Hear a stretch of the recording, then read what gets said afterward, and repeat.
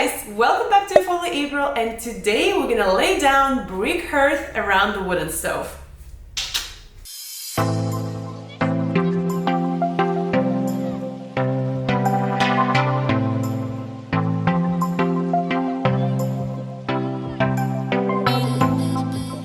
If you watched my previous video, you know that we just bought a house. Oh my god, I'm so excited about all these upcoming projects. And my first project originally was to make the library. So we can unpack all the boxes with books and stack them nicely, and we would have at least one finished room in this house that we can sit in. But unfortunately, when you own a house, not everything goes according to plan. This is like this realization that I just starting to realize. We got the call from the insurance company that the wood stove is not up to code. Especially, it doesn't have a hearth around the wooden stove, and it has to be 24 inches from all the doors. So I have to make one, and I have only 2 weeks to finish it. Let's not waste any time and let's get started. So this is the wooden stove, and let me explain what is wrong with it.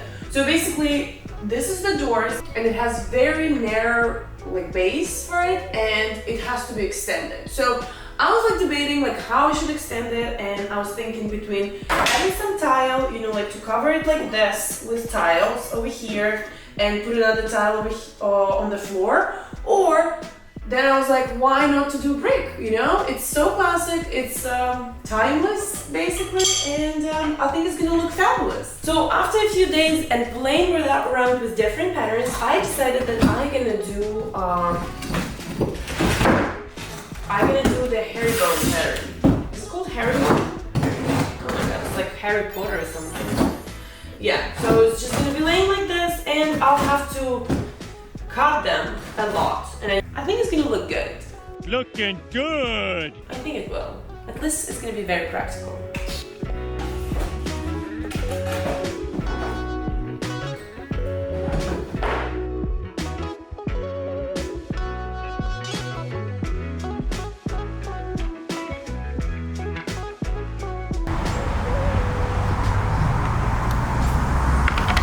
Okay, welcome to my fancy workshop. Let's cut those babies and get started.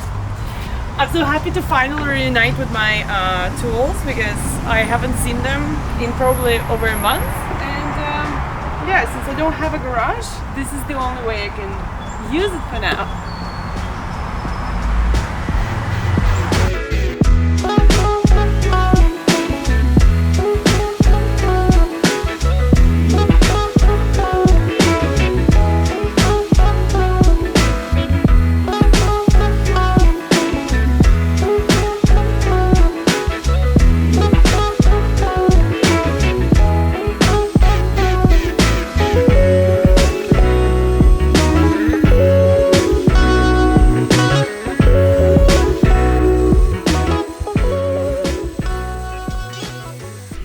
I created this sort of bed from plywood, and the best part for me is that I used most of the scrap wood, so I didn't have to touch the whole plywood sheet. Actually, I don't even have it, so that's why I had to use the scrap wood. And you know what? It doesn't really matter, because we're gonna lay it out with bricks, and no one gonna know what's underneath, right? Besides you guys, but you're not gonna tell anyone, right? Shh.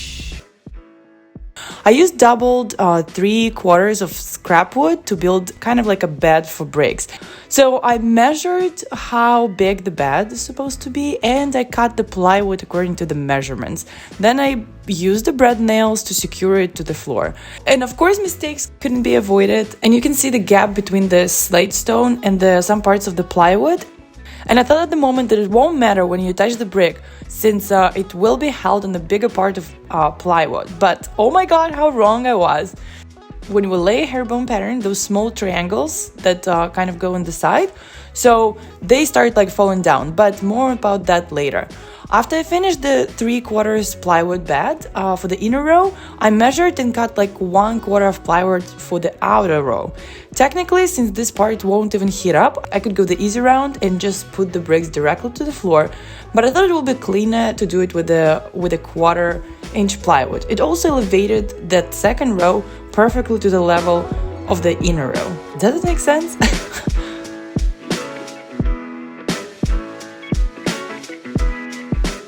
So now the bed is ready, and the next step will be the fun one. We're gonna try to cut the brick. I mean, I already tried it yesterday and it worked, so I'm really hopeful, you know, like that I can make all the cuts that I need and flawlessly. I mean, we'll see how that goes. But yeah, so let's make the cuts for the herringbone pattern. So I have here 95 bricks, and I don't really think it's gonna be enough. I have 20 also inside, but we'll see. I'll gonna try to cut them most of it now, and then for the outside layout, we probably have to go back to Home Depot. But let's do it. Okay, so let's talk about safety first. So definitely need your glasses, and you need your mask. Oops, I think I lost my mask somewhere. Wait a second. Mask is here. I'm gonna put it aside for now. So we have, and gloves also. Very nice to have gloves so you don't touch the brick with your hands. So we have the brick, we have a pencil, we have a square, a hammer, and a clamp, because I want to clamp this brick to the table so it's easier to cut. So what we're gonna do, we're gonna find a 90-degree cut, and we're gonna make a line. We're gonna make a line from one side, and then we're gonna make a line from another side. Oops, how was it? Oh, it's like this.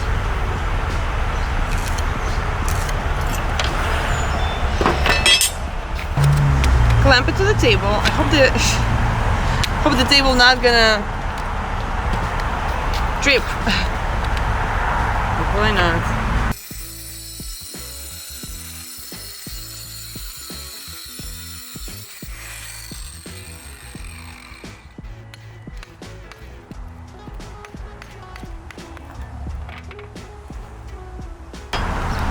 Well, not so perfect, but you know what? Kind of perfect. Here we go. We can use this side instead of this one. Right? Amazing.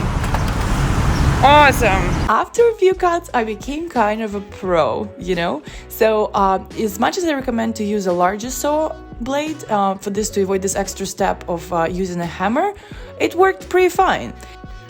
So basically you need to tap with the hammer gently but hard. I mean, I know it sounds very confusing, but as I said, you're gonna get a hang of it and you're gonna know what to do. It's just basically like tap, you know, like gently but hard, and then one point. And make sure that the larger part of the brick is laying on some surface, so it's easier for the small triangle to kind of fall off. When you're cutting bricks, choose a workspace far from objects, unless you want to clean it after, because it creates a lot of dust. And then you can use a blower to get rid of the dust in the end. Just blow it all away. Bye-bye, dust. When I was done cutting all the bricks, I laid them down and did like a dry fit in the pattern to make sure that I had enough and to make sure that everything looks great and everything is straight and there's not too many gaps in between. And this is very important because this herringbone pattern, it was very important for me that the front gonna be kind of going to the sides, and this where the sides meet, they're like even. So I had like a bit more extra gaps in the front, but it's not really much visible because I could fill it with a mortar later. But yeah, this step is very important. Make sure that you dry fit the whole thing. So my Dremel battery is charging, and let me explain you what's happening. So I'm using the Dremel Ultra saw, but you can also use a regular circular saw. Just make sure that you're gonna get a blade for specifically for the concrete or for brick. It's a very dull blade and it doesn't have any teeth or anything, so that makes it like very easier, like, I guess. So I cut it from both sides, and here what happens, you see? So you see those grayish, this is the cut, grayish lines, this is the cut, and this is like where I basically broke the brick in half. And this could be avoided if you're using, instead of the multi-saw, like instead of the ultra saw by Dremel, if you're using like a regular circular saw. But unfortunately my circular saw, I have no idea where it is because we just moved it. And yeah, so I have to use whatever I have in hand. So yeah, if you're using the circular saw with the larger blade size, then you basically wouldn't even have to make like two cuts. You could just do one cut, you know, like, and then just step the hammer and it would break in half. Does it make sense? So yeah, so basically probably circular saw for this project would be better, but yeah, it is what it is. It's still gonna work. We're gonna make it work. To attach bricks, I mixed the mortar mix in a bucket as per instructions. I mean, you can go different routes here and you could mix your own mortar, you know, like by using cement and sand, I think. But I had this mortar mix. The only problem with it was that it was fast curing. So I had to work very fast, and at some parts it just got a bit frustrating because it was just curing so fast, you know?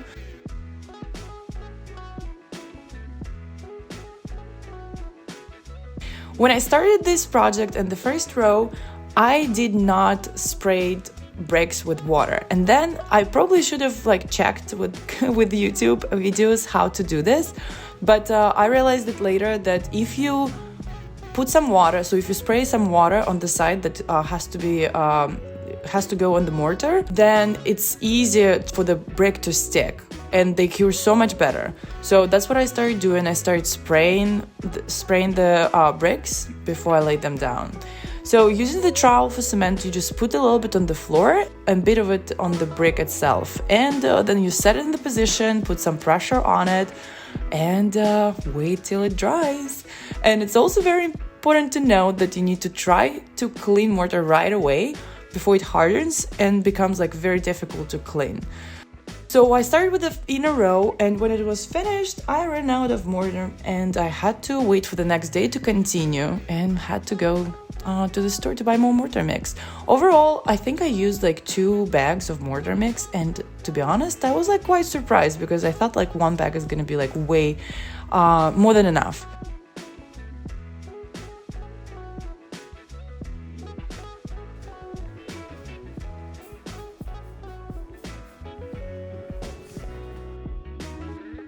And then I continued with the outer row. When you do the outer row or you lay bricks like one next to each other, like make sure to wet and apply mortar on the sides as well, not only on the bottom, because they're gonna stick together.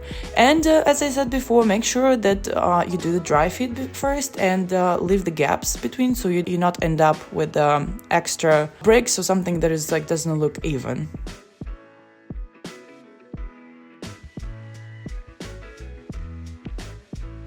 This DIY brick hearth for this wood stove kind of slowly started coming together after I attached the bricks to the floor. And then let this DIY hearth pad to dry overnight and finish it off by adding mortar between bricks. So here's the thing, I got pre-mixed mortar in a tube for easy application, but at some point I realized that it's gonna get very, very expensive because one little tube, it costs like $5 or $6, and I used like probably 5 or 6 of them, and then I was like, okay, I think I'm just gonna mix my own mortar again and get this bag. So I got this bag for $6 and mixed the mortar myself. It worked wonders, especially in the bigger gaps, but the mortar that I had was a fast curing one, and it was hardening in the tip of this baggie, which was very, very frustrating. So I had to go and get another mortar bag to finish this job. And then I figured that for the cracks between the bricks, more liquid the mortar is, the better. So what I thought gonna be like kind of a therapeutic experience became a bit of a nightmare. But on a positive note, it reminded me a bit of a cake decorating, like, you know, when you put the flowers on top of the cake. So this is my tips for applying mortar between bricks. Work fast, mix mortar more liquid than you think, wipe off excess right away, use pre-mixed tube for the small areas, and mix your mortar for larger gaps and use this special bag for it. And when you finish, let it cure. It will change color once it dries to white, and it's gonna look super nice. I would say that this was like a phase 1 of this project, because I'm not sure what I'm gonna do with the wall yet, because remember, this project was not planned and I had to come up with a solution right away. So I'm planning to paint it with a whitewash probably, since I kind of like messed up with the mortar and didn't clean it too well. So that's gonna be phase 2, and phase 3 probably gonna be fixing the wall or changing something. I'm not sure, so I either gonna break the wall as well, or maybe I'm gonna add some shelves. I haven't figured that out yet. It's just gonna take some time for me to think about it. But I kind of feel as though already it looks fabulous, right? Guys, what do you think? Building this DIY brick hearth pad for wood stove is not for faint-hearted for sure, but it's totally doable, and if I did it, you can definitely do it too. And yes, I actually absolutely love how it looks in this room, and it's kind of like a focal point when you walk into this room, and yeah, it looks cozy and amazing. So there's a lot of fun things gonna happen in this room. Yeah, stay tuned. If you're not following me on Instagram yet, make sure to do so, where I usually post behind the scenes and ask you guys a lot of your opinions on my projects. Thank you so much for watching, guys, and I'll see you next week. Bye! And today,